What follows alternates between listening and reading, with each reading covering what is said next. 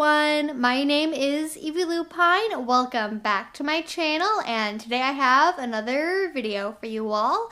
This one is going to be another rambly one, so just a heads up, if you are not here for the rambly content, I will be having a very structured video up for you later this week, but I actually got a surprisingly positive response to the last time I made a video like this. Like, I just published one that was called Why I'm Not a Little.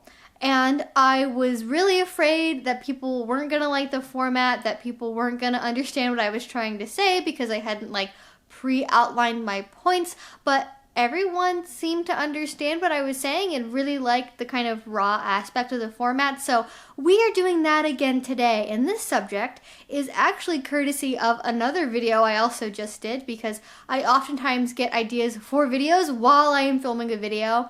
And I did a review of the kink test, which is marketed as an alternative to the BDSM test. Both of those are like quizzes you can take to decide or figure out, what sort of labels you might use for yourself in the BDSM world. Like, what percentage of daddy dom are you? What percentage of like primal prey are you? That kind of thing. And on both of those tests, they had almost the exact same question. It may have actually been the exact same question, but it was essentially, would you give up everything to lead the BDSM life of your dreams?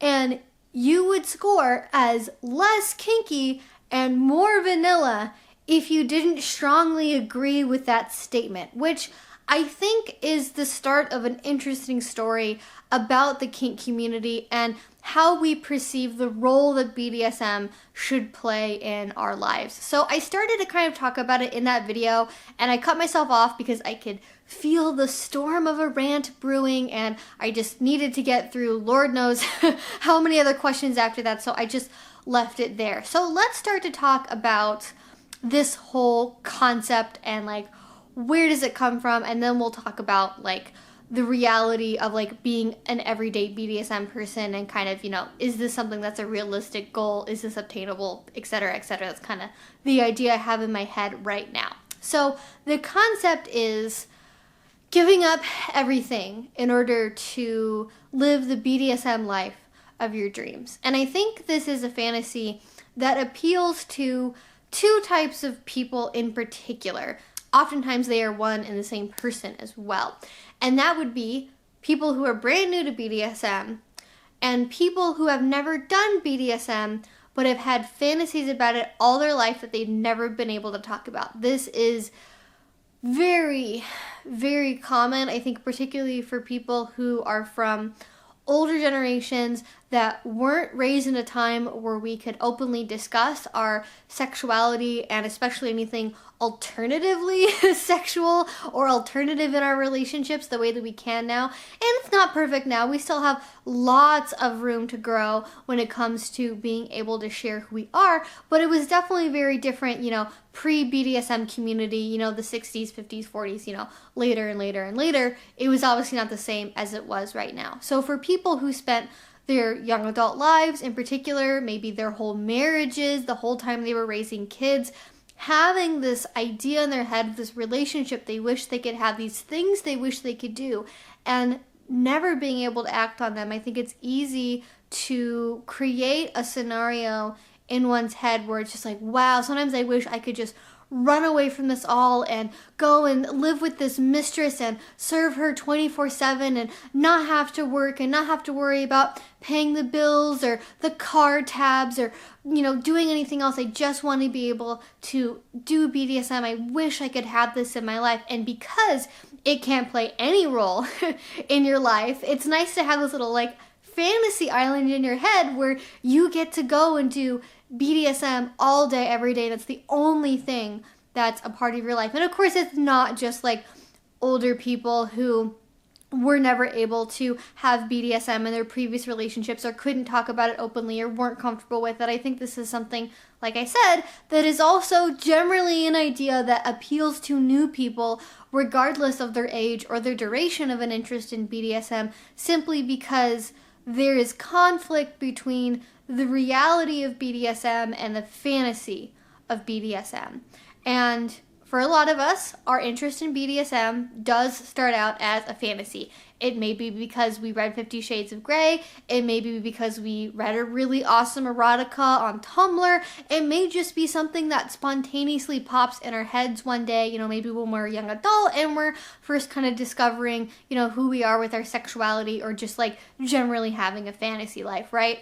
And we just so happen to really have this idea of like the ultimate BDSM relationship, the ultimate way to do BDSM is to have it be 24/7, the sole focus of your life, and the only thing that you do is BDSM. And again, it's great as a fantasy, but does that actually work in reality, and would that actually pan out? And I think some of the representations we see of BDSM, especially the kinds of things that maybe newer people are likely to run into, don't necessarily discourage this idea or like offer an alternative way of thinking about the role that BDSM plays in our life. Because you have people, you have porn producers, you have companies that are trying to sell the idea of a fantasy BDSM lifestyle that does resemble that, where BDSM is kind of occurring in isolation from everything else. And the first thing that pops into my head when I think about this is an account called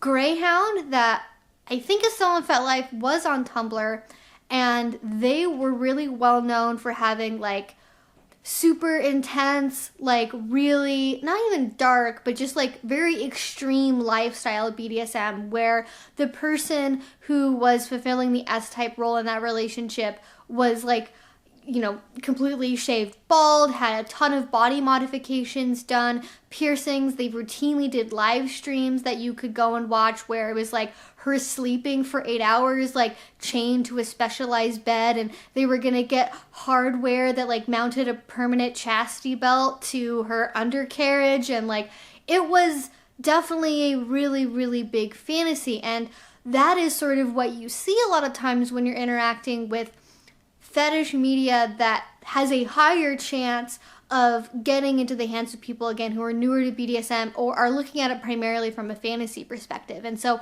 you just have the situation where people think, ah, yes, this is the way that BDSM is, and if I could do BDSM, it would be this 24/7 thing, and I would run away from everything else that life has for me. I would only be doing kink.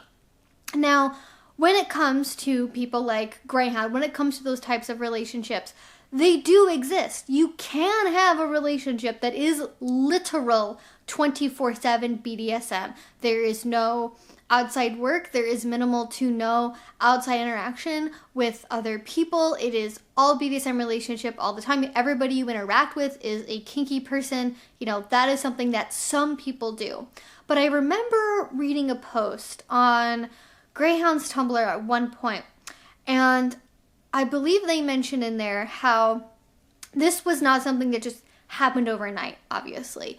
This was something where Greyhound had been in the BDSM lifestyle for a long time. They had had numerous other BDSM relationships that never quite got to the level that they wanted to go to. And so as the S-type, they approached the D-type and said, this is the type of relationship I want to have. How can we construct that? And so everything that they do is like, supposedly, obviously I don't know them personally, but the theme of the blog, the idea that they promote is that this is all completely consensual and negotiated, and this is something that they both really want to have, is this very, very extreme 24/7 setup.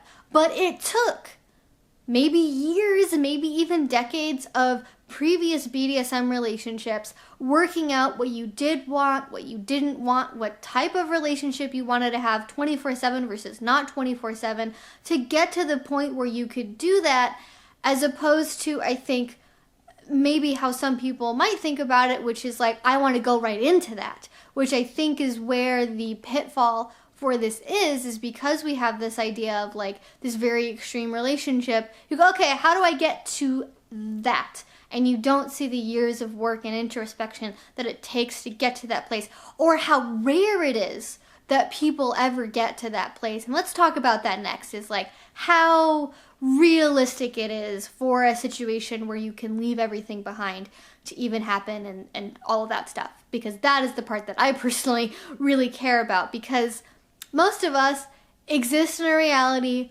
where that's probably never going to be possible. We are not going to be able to run away from our vanilla family members, from our vanilla jobs, from our non-kinky friends, from our children if we have children, from our rent or our mortgage or our debts or anything else that requires doing non-BDSM things. We are not going to be able to exist in a space where we can completely ignore that. And that's not how most people, even people doing 24/7, conduct their relationships, where they just completely isolate themselves all of the time. And it is something that has a lot of repercussions to it, obviously. Like, if you choose to become a 24/7 slave and you do that for 5 years and then you break up with your partner, or something happens to them, they pass away, something else, or you have to go back to work because they get injured, that's 5 years of a blank spot on your resume. And depending on where you live and what your previous skill set or education was, that might make it really impossible to find a job that you can actually live with, that you will make enough money to be able to survive on. Or you might not have any of your own money because you, one, don't have a job. You might not have an allowance that you have control over, or some savings. Hopefully, this is my recommendation if you do want to do this, is to have a savings account that you can access. So if you need to for some reason, you have money, you can leave the relationship. But if you don't have access to your own finances, if you don't have a credit history, if you are not saving any money, if you don't have a bank account somewhere because you don't have any of your own money, that makes it really hard to leave a relationship. That makes it really hard to get a car loan, or even just potentially rent a car to be able to leave if you need to be able to leave the relationship. Or once you do leave, be able to rent an apartment to live on your own. All of these things have really big consequences to them. Not to mention, the loss of social connection can be really big. We all have different relationships with our family, right? Some of us are super close, and some of us, we don't get along with certain family members, or we've been really isolated for a long time. And, for most people, though, we have at least some family members that we like being around. And to have to completely cut them off, or maybe only see them once a year, once every other year, when we're able to, have a little bit of non-DS time, it can be really hard to maintain any kind of social connection. And again, social connection is really important in case anything does happen to the relationship, and it can help you just be a whole person, essentially. Having social connections outside of one other human being is generally good for most people. Obviously, having kinky friends is also a great idea in some of these instances of true 24/7 power exchange relationships that are really extreme. It's you can't talk to anybody without permission. You can't make eye contact without any permission. So having slave friends is not even really an option at that point, if it's kind of on that level where you're not even allowed to leave the house, and you aren't allowed to have your own social media or what have you. So that's an important thing to consider, is the social isolation. That can also be really intense, and not even just if something goes wrong in the relationship, but just it's really hard to get all of our social needs met, generally speaking, from one person, especially a person that we have a power exchange relationship with. We can love DS, we can love serving a master every single day, but gosh, wouldn't it be really nice to be able to talk to somebody about the best way to scrub a floor with a toothbrush? Just something to get advice and share stories with, you can have a different type of connection with. And so, yeah, I don't think that having this leaving everything behind in order to do BDSM is realistic, because, even if you do have a situation where you can leave everything behind to do BDSM, that is, generally speaking, in some sense temporary, unless you and your partner you're doing a power exchange relationship with stay together forever until you both die on the exact same day.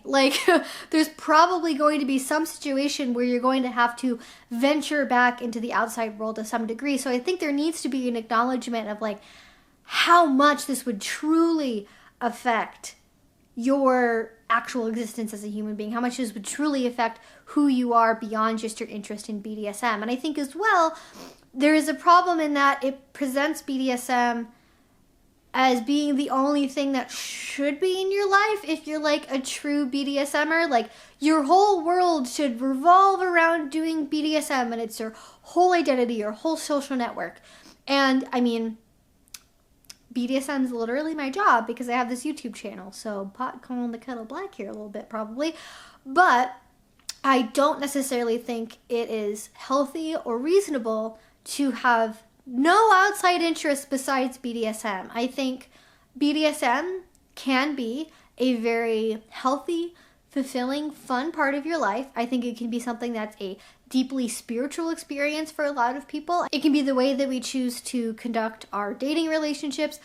All of that totally makes sense. But that doesn't mean that that should be the only thing that you are as a person. It is healthy and understandable to have other things that you like doing, like video games or model trains or gardening or flag football or working out or dance or something. You should have something, I think, in order to, have balance. You should have other things that you're into as well. And I think when we're new to BDSM and we're exploring who we are and we're discovering all these amazing things that we never knew about, we never got to try before, it's easy to end up in a hole, essentially, for a couple months, maybe even years, where BDSM is the only thing that you even concern yourself with.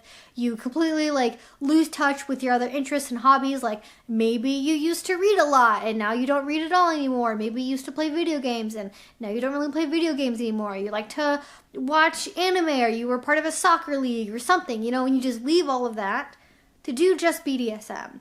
But hopefully, eventually, after you've gotten out of the kid in the candy store phase of a relationship with kink, you reincorporate those things back into your life, because I think, again, it's healthy to have multiple interests. I think it's healthy to have multiple ways to interact with other human beings, to have other hobbies, there to be part of our lives. And a lot of this, for me, is couched in the acknowledgement that the average BDSM relationship doesn't last your entire life. And so if you make your whole life that BDSM relationship, when that relationship is gone, that essentially means your life is gone if you don't have any outside support. And I just have gotten so many questions and stories and just very, I don't want to say troubling, because the people aren't troubling, but the stories are troubling, accounts from people that just really reinforced to me how important it is that we have a balance. We talk a lot about having a work-life balance, right? You have to be able to balance your friends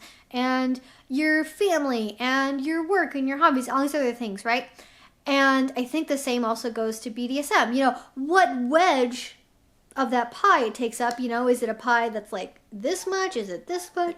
Is it this much? How much of that pie does BDSM take up is dependent on you and what you want to do in BDSM, and if you want to volunteer, if you want to be part of your local community, etc.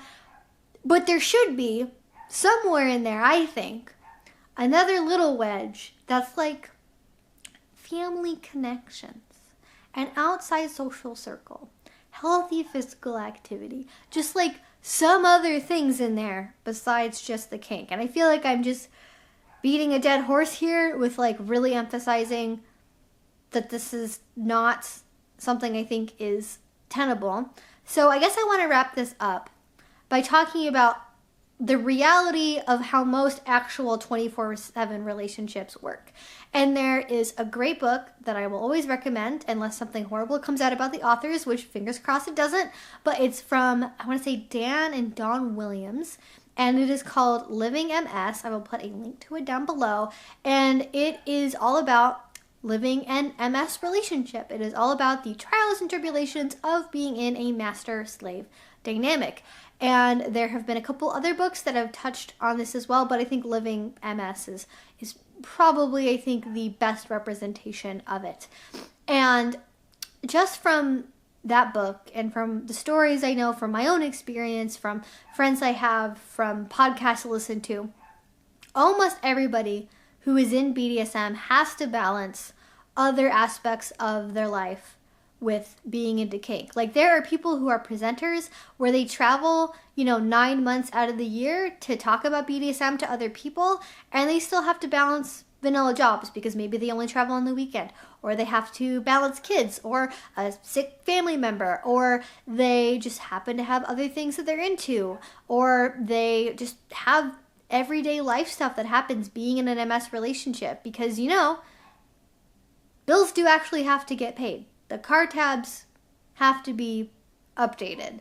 The taxes have to get filed. All of that real life stuff has to happen. And if you are in a DS relationship where you are also married to your partner, if you're living together, if you're romantically connected in some way, those little vanilla real life things that you can easily write out in a fantasy scenario are going to eventually become apparent. The only way I can think of where you could maybe avoid having as much vanilla outside influence as possible is like the dom literally handling everything. Like, okay, step one is S-type doesn't have a job, so they don't have to worry about like taxes or what hours they have to work or anything else like that. So the dom makes all the money, they control the finances, they pay the bills, they take care of absolutely everything on that front. And so basically you would have to have a situation where all information about the outside world would have to filter through the dominant partner, so that way the S-type can sustain the fantasy of being in a 24/7, no vanilla life interaction BDSM relationship. And I think it could potentially go the other way maybe, and like a service dynamic where like maybe the S-type is the one taking care of all that vanilla shit, and then the dom just gets to be the dom all the time, but usually they're also the breadwinner, and so they're working, which means they have to interact with vanilla people unless they happen to work in like a kink only environment, like they own Mistress Leather or something, I don't know. So I think it's probably more likely it goes the first way rather than the second way, but that's really the only way I could think of where you could maybe completely avoid anything vanilla coming up. And so inevitably you will have disagreements, you will have opinions as an S-type. You think you will have a relationship where you will just be able to completely obey master and you will agree with all their decisions, and then they get at the paint swatches and they tell you they want to paint the entire house burnt orange, and you're like, sir, are you sure about that decision? Or they tell you that they're going to uproot everything and they want to move to Mexico, or that you are going to get 10 ear piercings, or whatever. Like, there are going to be situations where you are going to have disagreements, you're going to have opinions, and it's going to probably be petty vanilla shit that doesn't really matter to DS, but it matters to you as a person because you're also having to live in and share that space. And it doesn't make you a lesser S-type to have your opinions. You can choose to express those opinions in a way that's appropriate to your dynamic, whether that be through journaling or a respectful request or a bunch of other options, but you will have situations that will take you out of that fantasy land, because that's just how life is. That is just reality. And I think ultimately what I want to maybe TLDR this as is the idea of leaving everything behind to do BDSM is a nice fantasy. I think that is something you can create for a weekend experience. I think it is something that you can create with like a little bit of chat role play maybe, but living it that way, always and forever, for the entire rest of your life is just not possible. And I think acknowledging that reality, that vanilla life will come in, that having a balance in your life with BDSM the way that we do with work and our social groups and everything else is just healthy, it's appropriate, and it's something that most people are going to have to do. There's like 1%, maybe less, of kinksters who can truly live that kind of extreme 24/7 relationship. But it doesn't make you less kinky to not have that or to not want it. And I think for me, that's what it really comes down to, is like, yeah, having the fantasy of that is nice, but I know I'm always going to keep it just a fantasy because the reality doesn't match up with that. And it doesn't make me less kinky. It doesn't make you less kinky to acknowledge the harsh reality that we all have to live in. That means that we can't have whatever it is that we dream up in our minds. And I have like a minute left on this camera before it's going to stop recording, so I really have to end it here.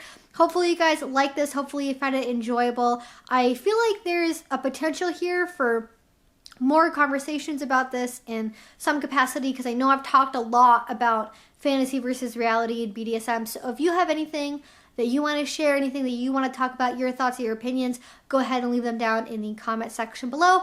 If you like this video, if you haven't already, please do subscribe. I make videos twice a week about all sorts of BDSM and alternative relationship topics.